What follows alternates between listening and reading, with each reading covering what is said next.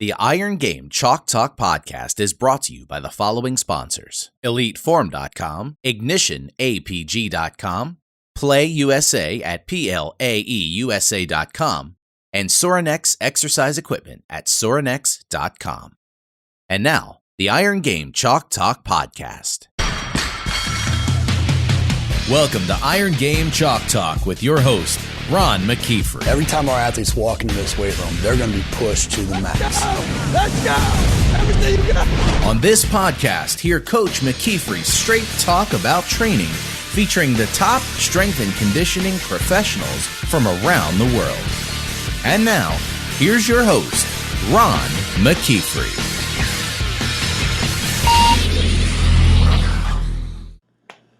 Hey guys, welcome back to Iron Game Chalk Talk. I'm your host, Ron McKeefery, and this is episode number 125.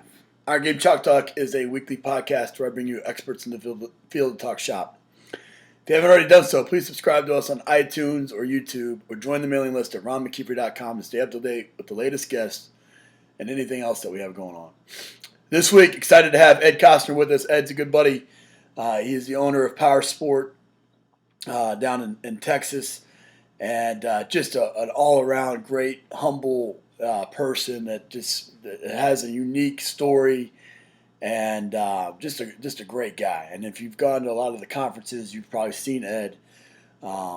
Big heart and great personality. And so we get into it a little bit. He's worked with a lot of different professional organizations, the Spurs, San Antonio Spurs, but most notably, a couple of the players on New Zealand's All Blacks rugby team.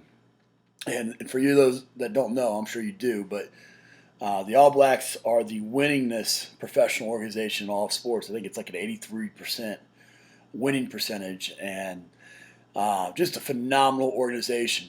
And he mentions a book called Legacy that I talk about, and it's instantly in my top 5 in terms of leadership and motivation books now. But he recommended it to me, and he works with a couple of the athletes there. And so we get into that. We get into rugby programming. We get into how powerlifting has influenced his his programming and things like that. But tons of great nuggets in it. I know you're going to get a ton out of it.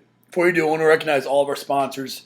We have Ignition APG, PlayUSA, Elite Form, and of course Sorinex. And if you don't know, this is Squat-tober.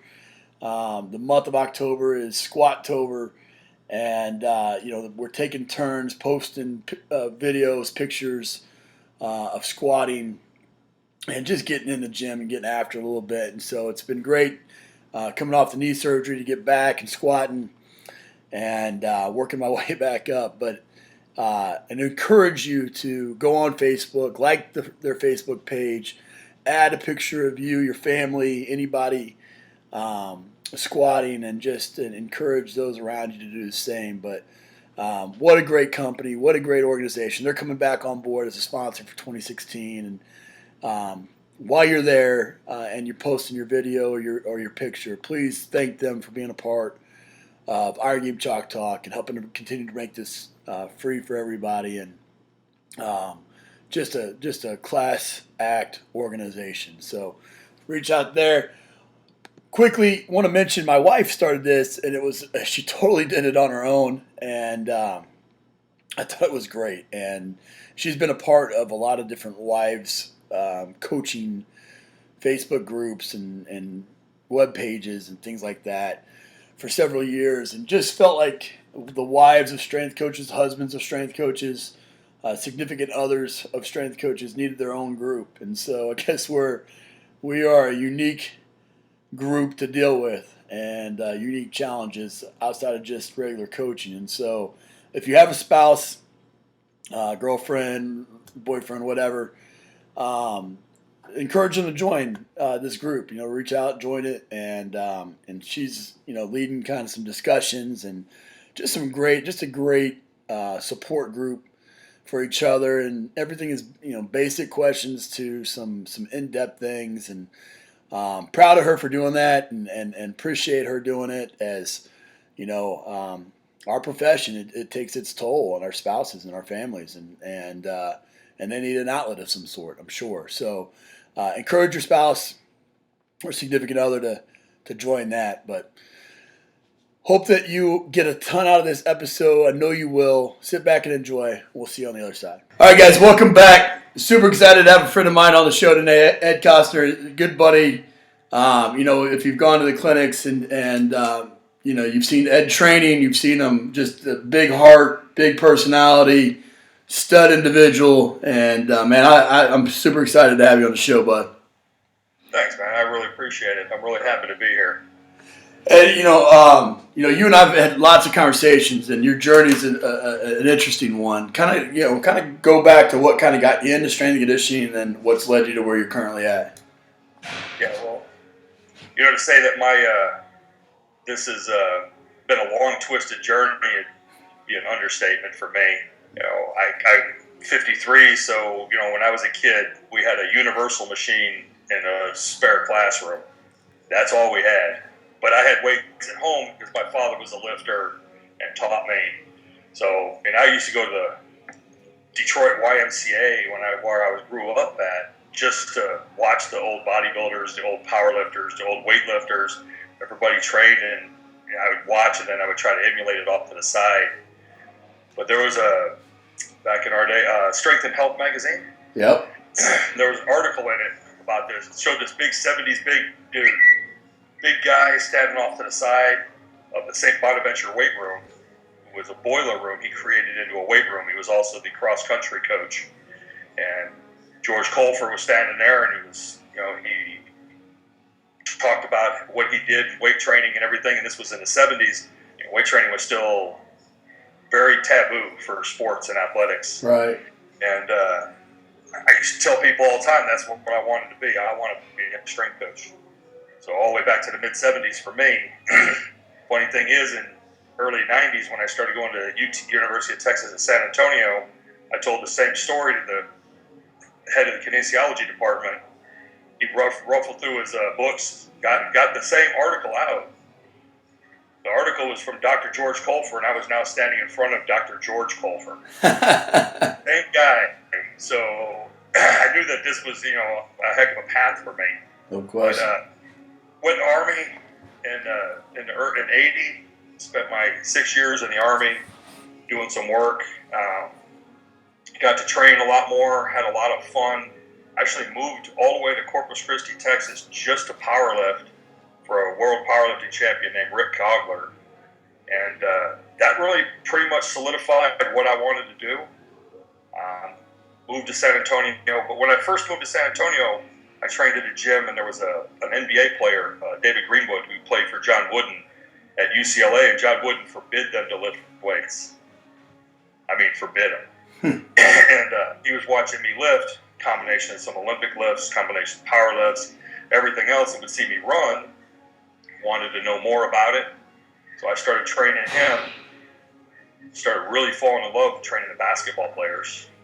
Don't look like I should be training basketball players. Had a lot of fun with him and a few other guys. And then the World League of American Football came into existence. And Mike Riley was the head coach at the San Antonio Riders. Jason Garrett was our quarterback. Yeah. Yeah. And through him and through a few other guys, I met Steve Watterson from the Oilers, who really helped me a lot. He helped me start that I realized that I needed to have a college degree in order to become a strength coach. Couldn't just be out there on the field, hey, I can squat 800 pounds, you have to listen to me. Right. That's really, I thought was just strength, and I had to learn the strength and conditioning aspect of it. And Steve really helped me quite a bit. I worked training camps with him a couple of times when they would train down there. But anyways, went to a NSCA state clinic, and I just started at UTSA. Basketball coach realized I wanted to be a strength coach. They didn't have a strength program.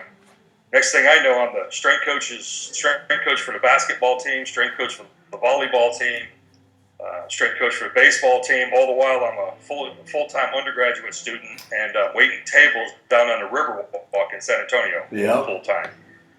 But when I talked to Rob Rogers, Dan Burke, Mike Clark, and a guy named Ben Pollard at the state clinic, told them what I wanted to do, they were really accepting of me and told me, well, here's what you need to do. This is what you got to be able to do. You got to do this. Gave me a lot of great guidance. And they were getting ready to go off to lunch. I'm like, okay, well, I'll see you guys when you come back for the clinic. No, come on with us. And we're like, okay, yeah, these are some of the top guys in the around, and inviting me to go have lunch with them. Of course, I would excuse myself from the table ever so often, go to the restroom, get my pen out, write everything down that they said, stuff the napkin back in my pocket, run back out to the table, and continued to do that. So by the time I got back to San Antonio, I had a training program, summer program for each one of those coaches in my mailbox. Wow. So it was nice. And I don't know, it's something missing from the NSCA sometimes. You get the little clicks going, and nobody wants to exchange information and ideas. Everybody thinks they're guarded of it. It's like some kind of top secret. There's no secrets in this business. No, there's no secrets. Everybody's got a unique perspective on it based on what they've done. I mean, I think that a lot of what I grew up doing and continue to do today is what helped form, maybe unknowingly, it's what formed the principles that I base my philosophy on. Sure. Heavy, basic discipline training. Been doing the same stuff all the time. And now you have your own place there in Texas, and go into a little bit about your own personal facility, but also getting into the rugby and how you've gone down that path. Well, I visited a real good friend of mine that's a rugby strength coach. I visited him a couple of times. Ended up going down to New Zealand to visit him when he was with the Crusaders, which is one of the top rugby programs in the nation. In the world. Mm-hmm. Went down there. I ended up meeting a couple of players. Stayed in touch with them, and about 5 years, almost 6 years ago, Ben Franks from the All Blacks contacted me that he needed some help. He needed a personal coach, and his brother was also an All Black. They both wanted me to start training Owen. So Ben and Owen brought me down to New Zealand in 2011, and I put them through workouts. We had been writing the programs all year long. So now I was down there, and they got to see a lot more. They got to understand agility work, sprint work, quickness training as opposed to conditioning training. Broke out the old 2 tennis balls, stood out there, 3 meters away, 4 meters away, started dropping tennis balls, and all of a sudden it was like, oh, wait a minute, I got to be quick. Oh, wait, I can do this. So, and it's not a lot that they do down there. They don't really do that. I broke out, some of the cone drills that I had from a packet from 1993 NSCA meeting. And, they thought it was the greatest thing since sliced Wonder Bread. So I've been training them for a while. Always loved the game of rugby, and really had to look at it and break it down. It's really helped with my programming, because like we were talking before, these guys are playing for 10 months out of the year. I need to keep their body weight where their body weight is. There's no such a thing for me anymore as a off-season, in-season. I have to look at the whole season. They have different breaks, maybe a 3-week break, 2-week break, and I have to look at that and plan their training through that. Right. So it really took me to have to take a step back from what I learned going to a Tudor Bupa talk clinic, what you read, what you get taught, and everything else with that. Oh, progression has to go this way. Well, I can't do it that way. Oh, they need breaks here or there. Well, no, I can't do that. Sure. But it's become creative. Yeah. There's my periodization model. It's creative. That's awesome. Motivated. They enjoy being strong. I really think that most athletes enjoy being strong, and I really believe that there's a confidence level that's developed when an athlete is strong or he knows that he's strong. But then it goes back to early in my career, I learned from I was told that you had to be either a weightlifting guy or a powerlifting guy. You couldn't use both and be effective as a strength coach. Mm-hmm. my idea was, wow, I don't understand that because I do weightlifting movements, I do powerlifting movements. Shoot, I even do some heavy bodybuilding movements, and I do use a little bit of strongman, and I use a little bit of this, and I use a little bit of that, and I have so many tools in my toolbox that I can bring out. So I look for what the athlete wants, what's going to accomplish what I want him to get, but what's he going to do? I've got guys that, with a passion, hate to front squat. Just can't do it sometimes. Right. But they'll single leg squat. Yeah. They'll split squat. With rugby, I have to look at in the front row, because that's mostly what I train the guys in the front row. The injuries to the foot, the injuries to the Achilles tendon. So I have to look at that. So single leg squat's great, but the split squat's even better when I can grind that toe into the ground, and I can strengthen that Achilles tendon. I can strengthen that whole posterior chain, along with everything else. So that's been the hardest part, is to learn to, look outside that box, not think so close-minded in there. No question. I couldn't agree with you more. I mean, there's a couple things I want to dig out of there. One is, it's great, to think back that, when YMCAs were starting out and whatnot, that's where the freaking real lifters were. Now, you know what I mean? But now you go in there and it's completely not the case, But I couldn't agree with you more with that. But, I want to dig into a little bit. You talk about, like, you're a competitive powerlifter. You have this background. You're a strong guy, and now you go to where you pretty much least probably fit. Basketball, volleyball, rugby fits. I mean, you look at you and you say, okay, that looks like a rugby strength coach. But, I want to get into a little bit because I think it's always interesting. And this is something of my own personal development. It's tough. I'm a football guy. I've been a football guy my whole life, and so I've known football programming my whole life. But you get me into, even like training my son now for wrestling. And, I really have to dig in and really kind of go back and almost become back to my beginning stages of a strength coach and get into needs analysis and all those things. What were some of the things that you did early on to really kind of put yourself in the shoes of these athletes and to really understand the sport and be able to program most efficiently for high performance? Well, for me, as it was watching a lot of video, I really studied the video as much as I could. I played the game some when I was in the military, but to watch the videos and then to talk to them, I got a lot of feedback from them. And I'm blessed where I have a small group. I have one guy. I'm 1-on-1, 3-on-1, 4-on-1. That's it. Right. I don't have 85 guys like I had when I was a graduate assistant at Baylor under Rob Rogers, and I got told, hey, you got track. Okay, 85 guys. Okay, when do they come in? About 20 minutes. My second day as a graduate assistant. Yep. So, yeah, and it's that normal thing. But to me, it was just interacting and talking with them. And then when I did go down there, because I was thinking when I first started training them, Ben and Owen, like a weightlifter, like a power lifter. Okay, we got to get strong. Reached out to their strength coach. Reached out to to Ben and Owen. They got a lot of information from them. But when I went down there, I met out with a guy named Scotty Hansen, who was their skills coach. Mm-hmm. Scotty explained in no uncertain terms exactly what he wanted from the boys. Ben explained to me what he wanted, what his goals were. Owen explained to me what he wanted, his goals were.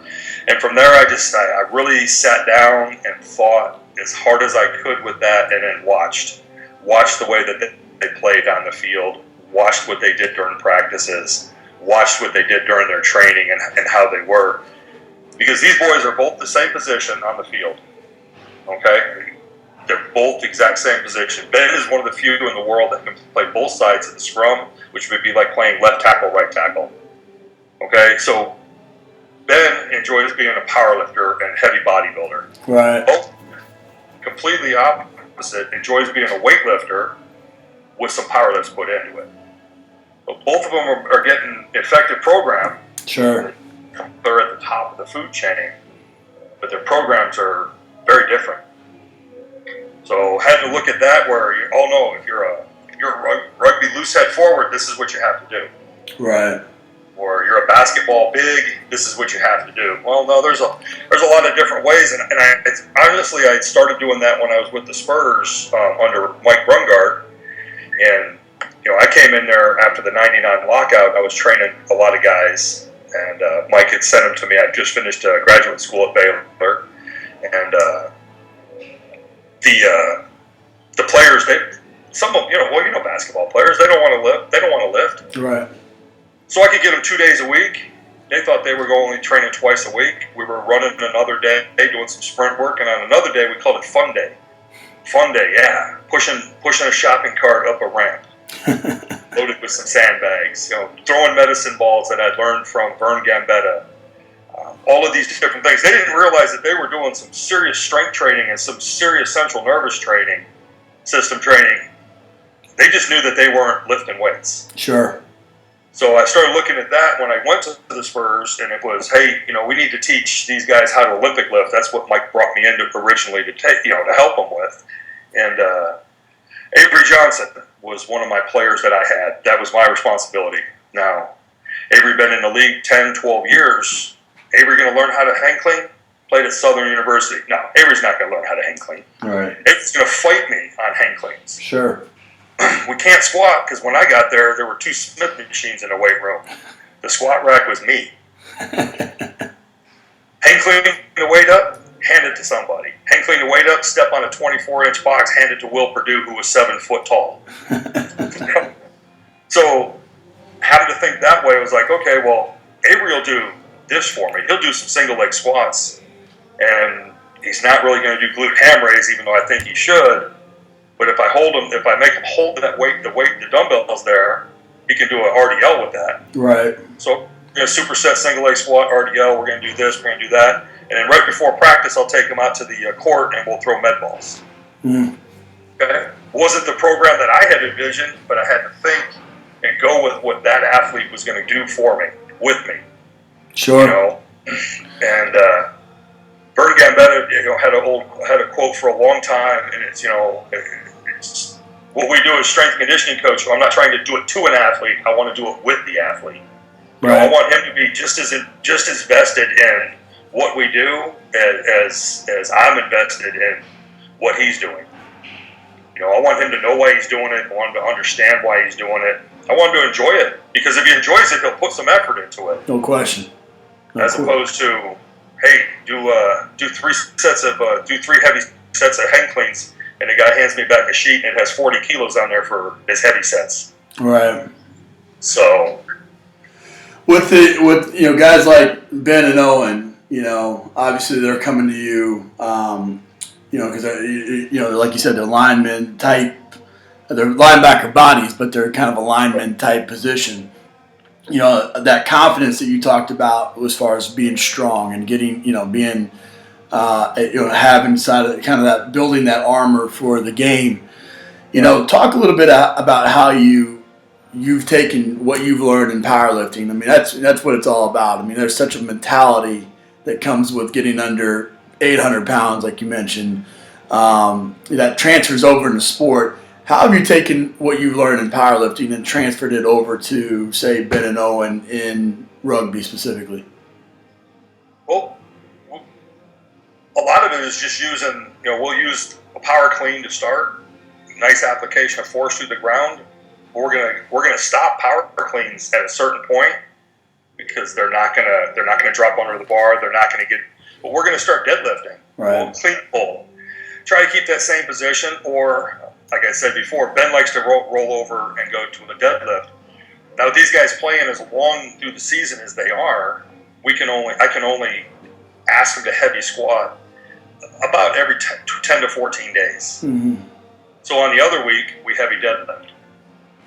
Not as much beating on their back. They get a little bit off of it, because that's what I did when I powerlifted. I could never deadlift every week. It just beat me up too much. Right. So I lift every other week. The other week I would do power cleans, or I would do heavy barbell rows. It's a little bit of load, not a lot of beating on it. but I could squat all the time. So that's what I'll use them for. Started doing the bench press. They wanted the bench press.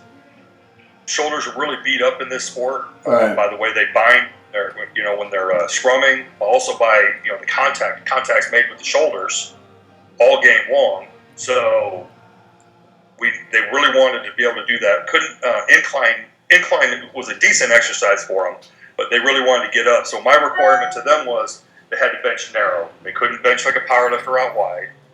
They had to bench narrow like an athlete. Same way as I make them squat. I took that powerlifting squat where your feet were a little wider. I made them move their feet in. Every time they move their feet out too far, and I see it in a video that they send me, I remind them of the 24-inch box that I drew on the ground, and they had to keep their feet within that box. Sure. So, and I never squatted real wide anyways when I powerlifted. But we used a ram from Titan just to help them a little bit off the bottom of the bench. And that really helped them start getting stronger in their bench press. Took maybe 8 months or so of good solid work with that ram to start getting stronger with it. And we got rid of it 2 years ago and haven't revisited it. Sure. Used a little bit of a crutch to help them get over that hump. Not a full on powerlifting bench press shirt, but at least something to help them a little bit more. I use weightlifting belts with them. Got the Titan the All Blacks actually bought several weightlifting belts from Titan. Everybody was, oh no, you're gonna make your ab core weak, whatever the core is, you're gonna make it weak. And like I've been squatting with a belt my whole life. I squat still to this day. I'll squat at least over 200 kilos without a belt. I go over that, then I'm gonna put my belt on. Sure. So just little things that way. And then a lot of my programming comes from Rick Gogler, the way that he just taught me to periodize his program. He had a kind of a unique way of powerlifters. They take that goal weight up here and then they start marching it back. Because you've been training heavy fives, you've been training some heavy eights, then heavy fives, and you're doing heavy fives the whole time, and then you identify, hey, I want to go to powerlifting meet here. And you start breaking down, okay, well, this is what I want to squat in my suit and wraps. And then you start breaking that down into the 16-week training cycle. Right. Marching it backwards that way. So I'll use percentages to a point. I know about where I want them, and I use them as a guide. But, again, we go back to that was fine for powerlifters. I could pretty much stick to it because most of them, I didn't do anything when I powerlifted. Tables, or I bounced in a club like every other meathead. Sometimes people get mad when I say meathead. They take that as an insult, and I take it as a badge of honor. Sure. I love it. Sure. So Spurs players used to call me meathead all the time, and I would laugh and jump up on a table that was 30, I think it was like 30 or 32 inches tall, and I'd jump up there almost straight-legged and stand there and smile at them, and they used to just, well, most of the time they punched me in the leg, but that was But that's awesome. So just looking at that, and like I said, just always trying to think outside that box. I don't want to be constricted by having to stay within a box, but I know that I got to get work done out of them. Ben and Owen are really good. Several other guys that I train around the world. A little harder. Ben and Owen and I have a real close relationship. Sure. We talk, we email each other a couple of times a week. We talk Skype almost every week. So I get good feedback on the program and how it's going. Yeah, I think that, that's the key. And we talk a lot about that on the show is you mentioned having tools in the toolbox or being principle-based and being able to draw from several different types of training, powerlifting, Olympic lifting, whatever it may be. And I think, it's getting more and more that way where it's less of a kind of a religious type of fervor with a specific philosophy, but you still have to be rooted in some core principles and some core values and design a program that way. I want to switch gears a little bit. Two things I want to talk about. One, is the relationships. I mean, you don't go to the NBA and work with the San Antonio Spurs, who, by the way, won a championship while you were there. Or the rugby and the All Blacks, which is probably the winningest sports professional organization in the world, Yep. you don't do those things without having a great relationship. And anybody that knows you knows what kind of person you are, what kind of personality you have. But talk a little bit about how you go about just breaking down some barriers, breaking down some of those walls, and developing great relationships with your athletes. That's maybe, and just let's add to that and just make it a little unique. What's something that you feel like you do differently than everybody else? I don't know. I think for me, it's my presence. And that's what Ben told me when I walked into the weight room in 2006 for the Crusaders. I didn't start training Ben until 2011. For 5 years, he remembered me because of my presence in the weight room. The first day I walked in and I was introduced to the Crusaders players during training camp while they were in the middle of weight training. I've been traveling 30-something hours, dropped my bags at the door, had a cup of coffee across the street in my hand, put the coffee down, and went right to work. Hey, we got to do this. Hey, this is how you do a better hang clean than that. This is how you do a better squat than that. And then they see that part, and they see that I have a passion and a real love for what I do. And that's what I've been told. So I think that's really helps me a lot. My physical size and presence. I mean, right now I'm probably 270 pounds. I'm supposed to be about 265, so let's not tell anybody. But don't worry, it only goes out to about 6,000 coaches. Yeah. I know Ben and Owen will hear it. I'll be full for this one. I'll be eating rice cakes. But get in there, and they really do. That passion that I have, and I watched other coaches. I watched guys that the guys that I was around growing up at the YMCA. They had a passion for out there lifting. Right. I mean, they had fun. And, sure. And I want everyone to have a good time, and we laugh, joke, we have some banter, we get after it, but it's work. Right. And work hard, and I think that they see that. And once in a while, it's hard to say because when I worked in basketball or I worked in college at Baylor, the football coach had this hell-bent on they all had to bench 400 pounds. They had to bench 400 pounds, and that's what it was. So I didn't want to go in there and bench because at that time, shoot, I could do 455 for 3 reps like it was nothing. Mm-hmm.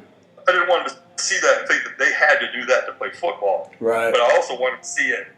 I wanted to see me lift, and I wanted to see me show off a little bit, as sure. you say, so that they know, oh crap, this guy's doing it too. I'm not going to demonstrate a lift and take weight off the bar. I'm not going to go over there. Oh, let me break that down to some tens on that bar. show you how to hang clean. Now you're hang cleaning 90 kilos. By God, I'm going to walk over there. I'm going to hang clean 90 kilos. Right. To me, it's important for me to do that. Sure. It's not important. Maybe it's not important to others, but to me it is. And like I said, the second day I was in with the Crusaders, they all happened to walk in the gym, and I was in the middle of doing trap bar deadlifts with about 600 plus pounds on the bar. And at that point, the guys really started talking to me more and everything else. Same thing for the Spurs. We were in the Phoenix Suns weight room, and Robin Pound let me lift while the Spurs were practicing. Went over there, did some snatches, and the next thing, the players were getting ready to leave, and they came through the weight room to grab me, because you never want to be the last one on the bus. Right. As a low-level assistant, you really don't want to be the last one on the bus. And I'm over there with 405 on my traps, and I did a push press with it from behind the neck. Wow. They let it come slamming back down, put it back in the rack, turned around, and the Spurs players were all standing there with their mouths hanging open. Like, oh no, let me hurry up and grab my bag and let me get going. And right. Sorry, don't want us to be late. But like I said, I think that's the one thing that I get them. I kind of get them. I bait them in with right. it, with that passion, with the look and everything else. And from there, then I can tell them. I explain to them exactly what they're doing and why they're doing it. Right. I tell them how it's going to affect them later, but how it's also going to build in. And then you have to have your tricks. My sure. David Robinson, Danny Ferries, and them. Oh, come on, we got to do this. Oh, we got to do this. Yeah, but if you do this with this med ball, and you get nice and long. You know what they'll do for your golf swing? Right. Not the basketball that they're making money at. No, golf that they're probably making money at. No question. Well, I think the big thing you said there, and it's not, I mean, you're a big guy and physical presence does play a role, and you're a strong guy, and that plays, that helps for sure. But the confidence that you exude in the weight room, Yep. And it goes back to what we were talking about earlier. I mean, if you're training yourself, you don't necessarily have to have 800 pounds on the bar, but if you're training yourself, you're going to have that same type of confidence in yourself and your demeanor as you walk around the gym. And I think one thing that you didn't say that I think really stands out to me about you specifically is your humility. I mean, you're a guy that can walk up and without having, like you said, without having to strip, you could do the weight that they're doing with ease, but you're still going in there and you're meeting them where they're at and talking to them about how they can reach their own potential, and right. That's big as a coach as well. Yeah, I think so too. And to me, it's the way that I can get their attention, and then I can tell them, then Sure. I can educate them on what they're doing. I'm gonna do it that way, where I'm gonna get them in there, and they're gonna listen. They're going to listen because they know I got investment in it. No question. No question. The second thing I wanted to touch on, and this again, I have known you for a while. I mean, you recently went through some health issues. You had a heart attack, and this is something we talk about on the show quite a bit about. Strength coaches, we've got to do a better job of figuring out how to stay in the profession. And part of that is your own personal health. I mean, you're in a weight room all day long, and it's like, the last thing you want to do sometimes is train yourself. But, you got to, talk a little bit about how you've, and I know the heart attack had nothing to do necessarily with your specific health, but I mean, some things that you've done since that to really kind of say, you know what, I want to do this for another, I want to stick around for another 40, 50 years, so what do I need to do? Well, for me, the heart attack was some genetics and some. Right. I can't just be a weightlifter. I can't just be a strong man. I can't just be a power lifter. I gotta get out and walk. I gotta get out and run. I gotta pay attention to my body weight too. Sure. And I let my body weight get away when I was doing the Highland Games, Scottish Games. Always making the excuse, well, I'm throwing a 56-pound weight for distance, and I gotta have something behind it to counter it. Right. Okay, I didn't need to be 300 pounds at 5'10". Right. So, getting my conditioning, my heart in shape, going out, walking, everything else. But yeah, it was an eye-opening thing to start losing your breath and not be able to breathe, feeling like somebody was sitting in the middle of your chest. When I did the normal, the normal meathead, the normal athlete, the normal male. I had 3 heart attacks in the airport in Dallas, running through the airport, and the only thing I kept doing when I would have to grab my knees and my chest was I would say, man, I got to get in better shape. I got to walk a little bit more. I can't be sweating this bad just walking through the airport. Didn't realize that. I did realize, but ignored it, that I was having a heart attack. Wow. And that was the week before the final heart attack. I guess the good Lord had enough of me procrastinating and telling him, yeah, well, next week I'll make an appointment. So when I went in, with my wife took me in, Sally took me in, and got told after they stented the artery in my heart that they called the Widowmaker, and he told me how blessed I was that I'm still alive and I shouldn't be. Right. That's a kind of a hard pill to swallow. No question. He told me he's going to keep me there, and on Tuesday they're going to cut me in half and like a magic trick and open my chest up and give me some new arteries. But the physical, mental, emotional, spiritual strength that I have, that I've had from, to me, being in a weight room, and he told me that, my physical strength is the only reason I'm alive. Yeah. Period. The reason I could walk through the airport and be in the middle of a heart attack wouldn't kill anybody else, and then to be a knucklehead, for better use of a better term, and get on an airplane and fly to San Antonio or Houston from Dallas wasn't the smartest thing. But right. recovered well. At 12 weeks, I was already back in the gym. I was already starting to lift.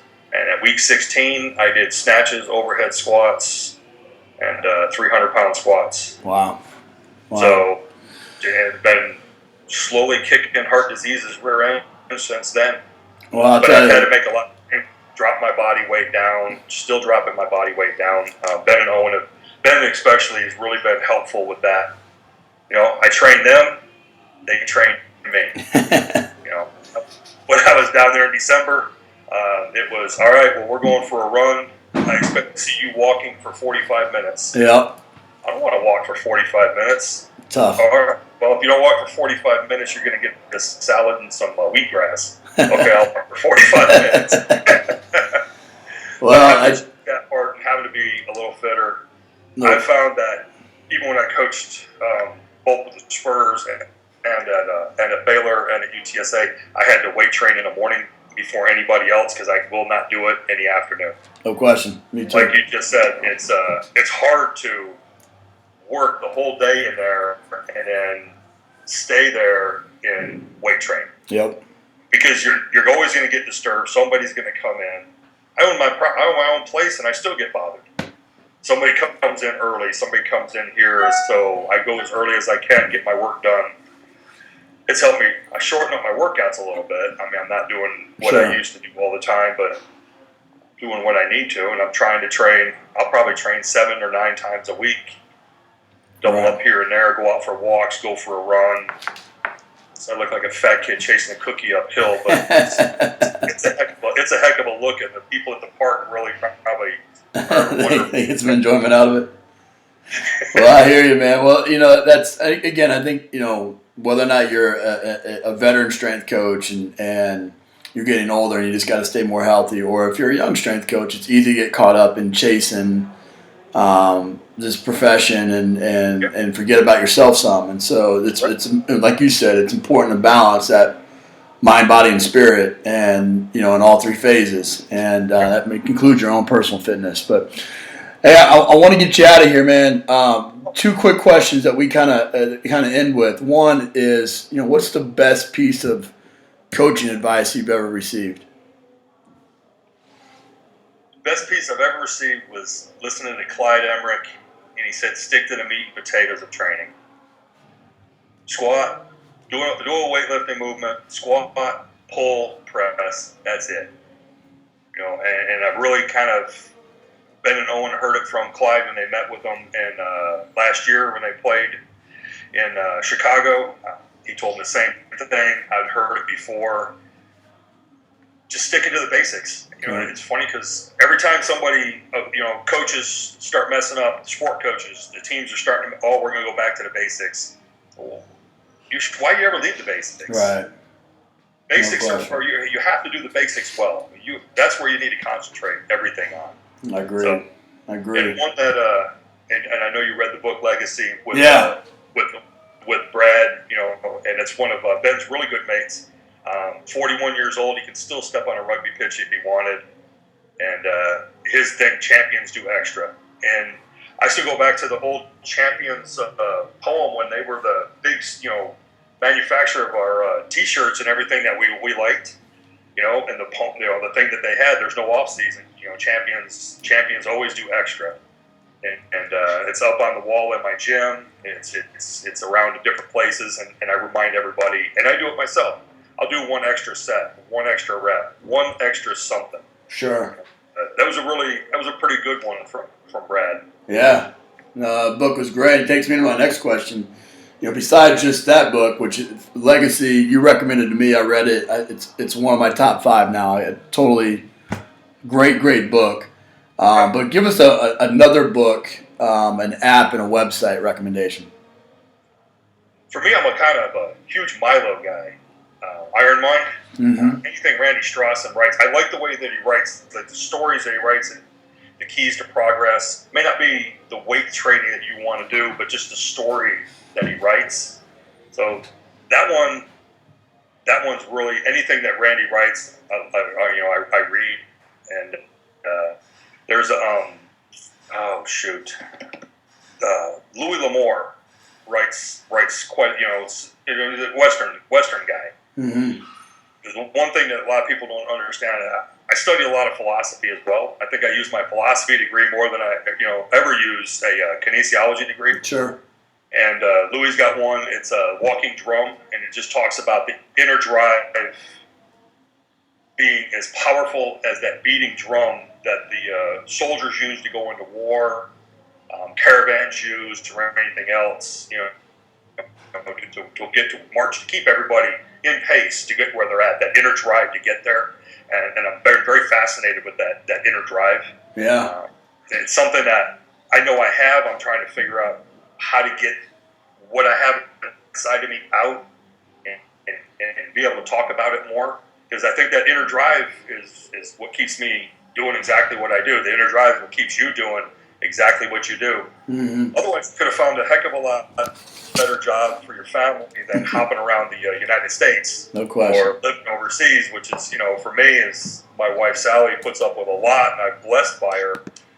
Hey, I'm gonna go to New Zealand for 6 weeks. Hey, I'm gonna go to Australia for a month. Hey, I'm gonna go here for 6 weeks. That wears on some people, but she's really supportive of it. All right, you gotta go and get your stuff done. Yep. Go and enjoy it. But so the philosophy, the ethics in sport, and within that, it's something I'm really passionate about, and I think that we're losing some of that as well. Agreed. There's a lot of just accept somebody because they're great at doing this. Well, read the book Legacy, you understand what their mentality is, and that's a lot of mentality around though. It's you got to be a good quality character as well. It's not enough just to be a great football player, a great basketball player. You got to be a good character as well. Absolutely. You don't have to be perfect. Nobody's perfect. So I couldn't agree more with that, man. And it's obviously a testament to how you live your life, man. I know I'm excited that our Iron Game Nation here has got a chance to listen to you, because I've honestly walked away from every conversation we've ever had feeling better about myself, and just I'm so impressed with you and the way you carry yourself and how you interact with people. And man, you're a class act through and through, buddy. I appreciate you coming on the show. That's because I love what we do. I really do love what we do, and that's the thing is what I said about the cliques that formed in the NSCA. That really bothers me. Mm-hmm. Because we used to go to NSCA clinics, conferences, and have more fun sitting outside, drinking coffee or having a beer and sitting out there. Everybody goes to lunch. Everybody goes together. Right. There weren't no cliques or anything. Everybody was sharing information. We talked and everything like that. We got in there in the morning workouts and had more fun than anything else. So it's just, I don't know, to me it's just the way that I've always lived my life. I've learned something from everybody, to include the hit guys. Right. Guys like me, everybody's like, oh no, the hit guys are horrible. Well, actually, I talked to, he was here, Dan Riley.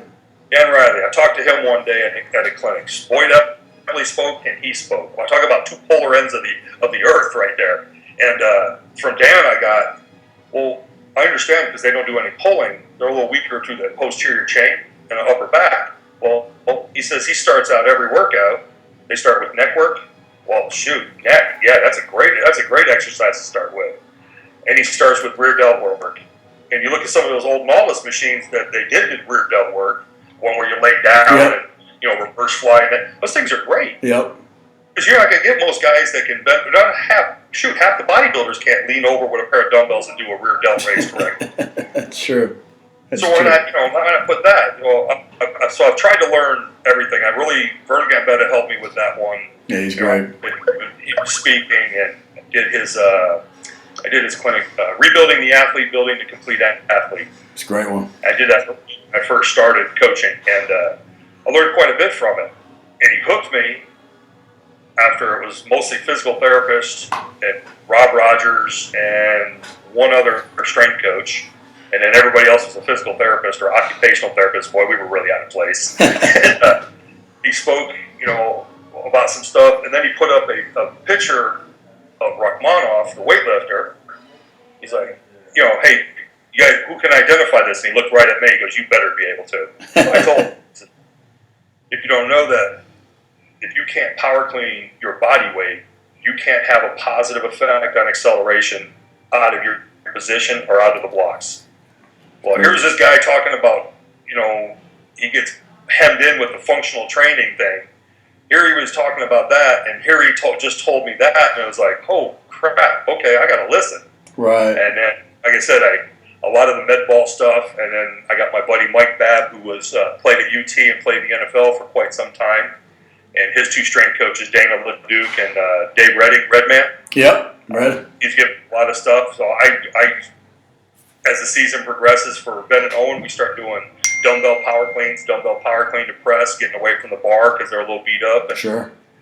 Start really enjoying those, and that's where I got the pushing a shopping cart loaded with sandbags uphill and then walking back downhill to load the posterior chain. Always trying to get something from somebody, always trading information, having fun with this, implementing it in, trying it myself, see how it goes, experiment on a few other ones. Or Ben and Owen, they just don't realize until they hear this that great experiment. No question. Well, that's what it's all about, buddy, and that's why we started this show, man. Just so we can all exchange ideas and get better each and every week. And I would agree with you 100%, and the clicks and the things like that. But I would also say that and I think you agree with me. That starts with us as strength coaches. That's our organization, and all these clinics. And it's. We've got to make sure that we're not closed-minded, that we're opening up to our, to each other, and any change that we want to see in anything, we need to start with ourselves. Yeah, we got to start ourselves, and I know you do that on a daily basis, man, and I know you do that at clinics, and I've benefited from it, man. So appreciate you so much, buddy. The one thing I do want to say though, your book, it's like having. Now I'm serious, not just because we're talking. Because I've recommended it to so many people, include my buddy Dr. Raymond Tucker, who's down at University of Houston, Victoria. Yeah. He's actually going to use it next semester. That's what he said, yeah. And it's like having a mentor without having to go and beg somebody to be your mentor. I appreciate that. Things that we needed to learn in college, I wish I would have learned. My first cover letter and resume, it was written by the assistant athletic director. Yeah. When I applied for, and I didn't have my degree yet, it was getting ready, but the Eastern Michigan job was open, early 1996. So he wrote that for me and helped me with all of that. So having it explained in your book, this is what a strength coach is looking for. When you're sending your cover letter out or you're sending your resume out, this is what he's looking for. Here's the follow-up you need to do, and then your path was just as twisted and up and down as any other strength coach's path. Not a whole lot of them just get, hey, go from here and look at this, I'm in the NFL. Right. So. Well, I appreciate that, buddy. Thanks so much, man. Thank you. That's it for this episode of Iron Game Chalk Talk. Thanks to this week's guest as well as our sponsors for bringing this episode to you for free. Make sure to check out ronmckeefery.com where you can join our mailing list, find the show notes, including all the links and resources mentioned, and information about Coach McKeefery's other products. While you are there, please join Coach McKeefery in the comments section thanking our guest for sharing. If you haven't subscribed to Iron Game Chalk Talk on YouTube or iTunes yet, make sure to do so. Comments, ratings, and reviews are always welcome. Coach McKeefery can be found on Twitter at @RMcKeefery, on Facebook and YouTube at /Ron.McKeefery. That's it for this week. Be sure to check back next week for another great episode of Iron Game Chalk Talk.